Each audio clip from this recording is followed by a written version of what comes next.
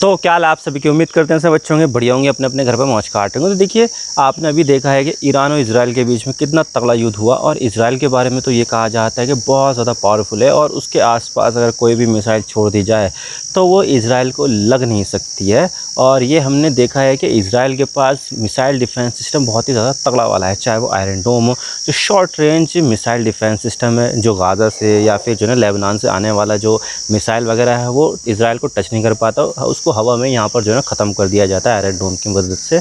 और उसके बाद नंबर आता है डेविड स्लिंग का, जो medium range air defence system है, जो उससे ज़्यादा की रेंज में जो है ना मिसाइलों को रोक देता है। और फिर उसके बाद आता है एरो 2 और एरो 3, जो लॉन्ग रेंज की जो मिसाइल्स होती है। इवन यहाँ पर जो स्पेस से भी मिसाइल कोई आ रही है ना, उसको भी यहाँ पर हवा में डिस्ट्रॉय कर देता है। लेकिन यहाँ पर इतना सब कुछ होने के बावजूद भी, और ये देश जिसके पास F-35 है, F-16 है, बहुत सारे दूसरे एडवांस फाइटर जेट है, वो भी यहाँ पर जो ना एक चीज़ को लेकर यहाँ पर काफ़ी ज़्यादा परेशान हो गया था। और वो थी यहाँ पर ईरान की डीप अंडरग्राउंड न्यूक्लियर साइट। इसको यहाँ पर वो मार नहीं पा रहा था। उसके पास जो बंकर बस्टर बम थे वो यहाँ पर बहुत ही कम क्वालिटी के थे और यहाँ पर वो इतना कोई खास अच्छा परफॉर्म कर भी नहीं रहे। और ईरान की जो न्यूक्लियर साइट है वो काफ़ी ज़्यादा गहरी में थी। तो यहाँ पर इतना ज़्यादा बमबारी करने के बावजूद, इतना ज़्यादा एयर स्ट्राइक करने के बावजूद भी ईरान यहाँ पर उनकी पहुँच से बहुत ज़्यादा दूर था।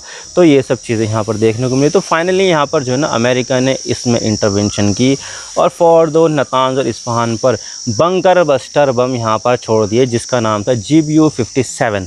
तो देखा आपने कि इतना ज़्यादा पावरफुल देश होने के बावजूद भी इजराइल वो काम नहीं कर पाया और अमेरिका ने यहाँ पर कर दिया। और उसके बाद यहाँ पर क्या हुआ, सीज़ फायर हो गया। यानी कि यहाँ पर वो फोर्दो, नातांज और इस्फहान की न्यूक्लियर साइट पूरी तरह से डिस्ट्रॉय कर दी। अभी हाँ, इसके ऊपर जो है ना काफ़ी ज़्यादा क्वेश्चनेबल क्लेम है कि यहाँ पर हुई है, नहीं हुई है, या फिर जो इसके अंदर का जो मटेरियल था यूरेनियम 60% तक का प्योर हुआ वो कहाँ पर गया, वो अभी उसके ऊपर क्वेश्चन है। लेकिन यहाँ पर देखा जाए तो अमेरिका ने तो अपना काम कर दिया और ये दुनिया का सबसे ज़्यादा पावरफुल बंकर बस्टर बम है। इतनी ज़्यादा गहराई तक कोई सा भी बंकर बस्टर बम जा ही नहीं सकता जितना यहाँ पर ये जा सकता है, GBU-57।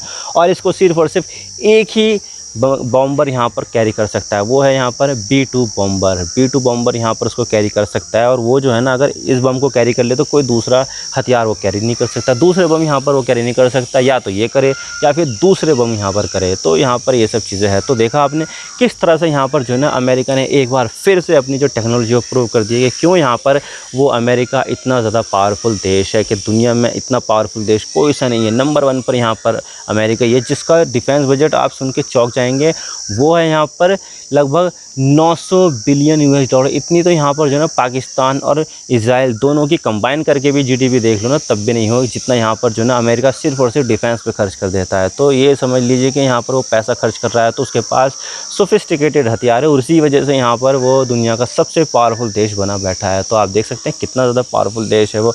लेकिन एक मामले में जो अमेरिका है वो पीछे रह गया। इवन यहाँ पर उत्तर कोरिया और ईरान से भी यहाँ पर वो पीछे है, वो यहाँ पर हाइपरसोनिक मिसाइल के मामले में। तो आज इसके बारे में बात करते हैं कि हाइपरसोनिक मिसाइल क्या है, क्यों यहाँ पर अमेरिका के पास जो हाइपरसोनिक मिसाइल का प्रोग्राम था वो यहाँ पर फेल हो गया। और ये बात खुद अमेरिका ने एडमिट की है कि हमारा जो हाइपरसोनिक मिसाइल का जो प्रोग्राम था वो फेल हो चुका है। इतना ज़्यादा कोई ख़ास उसमें तरक्की करी नहीं गई है, इतने ज़्यादा बिलियंस ऑफ डॉलर खर्च करने के बावजूद भी। तो बात करते हैं, लेकिन उससे पहले आप चैनल पर नए हो ना, सब्सक्राइब जरूर कर देना। वीडियो को चाहे लाइक करो या डिसलाइक करो, लेकिन चैनल को ज़रूर सब्सक्राइब कर देना। आपके एक सब्सक्रिप्शन से हमारे कंटेंट बनाने की मोटिवेशन मिलती है। और आप यहाँ पर क्या सोचते हो, क्या यहाँ पर अमेरिका जो है ना आए दिन मतलब कि कुछ समय बाद बना ही लेगा या नहीं, कमेंट सेक्शन में ज़रूर बता देना। तो चलो शुरू कर दो।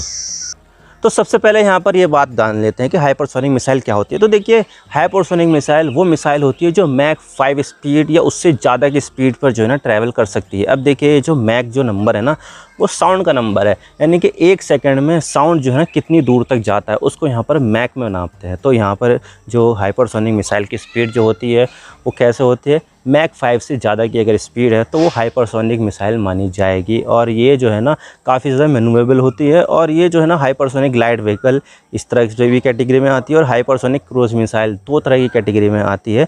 और ईरान के पास भी यहाँ पर जो है ना हाइपरसोनिक मिसाइल है जिसका नाम है फतेह है यहाँ पर ईरान की हाइपरसोनिक मिसाइल का नाम। और आप देख सकते हैं कि ईरान के पास कोई ढंग की जो है ना एयर डिफेंस सिस्टम है ही नहीं। इजराइल ने यहाँ पर पहले दिन ही सारे के सारे एयर डिफेंस सिस्टम को यहाँ पर ख़त्म कर दिया था ईरान के। इनफैक्ट यहाँ पर ईरान के पास तो कोई ढंग का एयर फोर्स भी नहीं है। उसके पास जो एयर फोर्स है वो भी पुराने, बहुत ज़्यादा पुराने अमेरिका के ज़माने के, मतलब कि जब यहाँ पर अमेरिका के संबंध अच्छे थे ना 1980 से पहले के वो विमान है F5 F4 करके, बहुत ज़्यादा पुराने हैं, आउटडेटेड है और वो उड़ते हैं ही नहीं।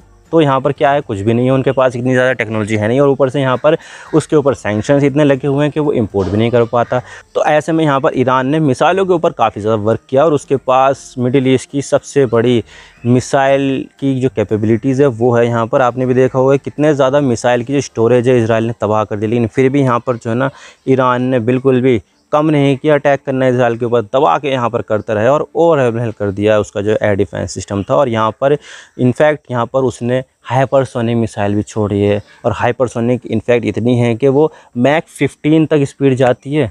और उसकी हाइपरसोनिक मिसाइल है वो काफ़ी अच्छी तरीके से यहाँ पर इजराइल के एयर डिफेंस सिस्टम को भेद पाती है। वो यहाँ पर जो है ना क्या करती है कि एटमॉस्फेयर में जाती है, एटमॉस्फेयर से ऊपर, और वहाँ पर क्या करती है कि अपना जो ट्रैजेक्टरी है उसको यहाँ पर बदल देती है, और उतनी स्पीड होती है उसकी, इतनी स्पीड होती है कि कोई भी यहाँ पर जो एयर डिफेंस सिस्टम है उसको रोक ही नहीं पाता। इवन यहाँ पर जो arrow defence system David sling Israel का आयरन डोम है उसके अंदर की जो मिसाइल होती है, इंटरसेप्टर होते हैं, उसकी स्पीड इतनी नहीं होती है जितनी वो उसको मैच कर पाए। तो यहाँ पर अभी तक तो ऐसा कोई भी एयर डिफेंस सिस्टम नहीं है जो यहाँ पर हाइपरसोनिक मिसाइल को रोक ले। तो यहाँ पर देख सकते हैं ईरान ने उसको बना लिया है। अब देखिए यहाँ पर जो हाइपरसोनिक मिसाइल वाले देश कौन कौन से हैं। रशिया है, जिरकॉन नाम आपने सुना होगा यूक्रेन वॉर के बीच में, तो जिरकॉन नाम की मिसाइल भी यहाँ पर जो है ना रशिया ने छोड़ी थी यूक्रेन के ऊपर, तो वो भी एक हाइपरसोनिक मिसाइल है। इसके अलावा यहाँ पर चाइना के पास भी हाइपरसोनिक मिसाइल की टेक्नोलॉजी है। इवन यहाँ पर पाकिस्तान चाइना से हाइपरसोनिक मिसाइल की टेक्नोलॉजी मांगता है, लेकिन पाकिस्तान को वो मिलती नहीं है क्योंकि चाइना देने के लिए तैयार ही नहीं है, क्योंकि उनको लगता है कि भाई ये एक स्पेशल मिलिट्री टेक्नोलॉजी है जो यहाँ पर चाइना के पास ही रहनी चाहिए, किसी और देश के पास यहाँ पर ना जानी चाहिए। तो इस वजह से यहाँ पर क्या होता है कि चाइना पाकिस्तान को देता नहीं है। रिसेंटली भी मांगी थी लेकिन चाइना ने मना कर दिया। इसके अलावा यहाँ पर नॉर्थ कोरिया के पास भी यहाँ पर बताया जाता है कि हाइपरसोनिक मिसाइल है। इसके अलावा यहाँ पर ईरान, तो ईरान मिलाकर यहाँ पर टोटल 4 देश हो जाते हैं। और इवन यहाँ पर जो इंडिया है उसने भी अभी यहाँ पर हाइपरसोनिक मिसाइल का टेस्ट किया था, लेकिन अभी यहाँ पर जो है ना उसमें भी कोई मतलब कि जो है ना अभी डेवलपमेंट उसका पूरा हुआ नहीं है, तो अभी इंडिया उसमें शामिल नहीं है। लेकिन 4 देश तो यहाँ पर जो है ना है कि हाइपरसोनिक मिसाइल के ऊपर काम कर रहे हैं, और उन्होंने यहाँ पर सक्सेसफुली डेवलप कर लिए है। और बैटल में तो ईरान ने और रशिया ने प्रूव करके दिखाई है कि हाँ कि हाइपरसोनिक मिसाइल किस तरह से काम करती है। इवन मैं दिखा देता हूँ, अभी यहाँ पर जो है ना ईरान ने जो छोड़ी थी ना इजराइल के ऊपर हाइपरसोनिक मिसाइल, वो देख लीजिए कितनी ज़्यादा स्पीड है। आप खुद ही सोच लीजिए कि इतनी स्पीड पर अगर कोई मिसाइल आएगी तो उसको कौन सी मिसाइल रोक पाएगी, कोई भी नहीं रोक पाएगी। आप वीडियो देखिए।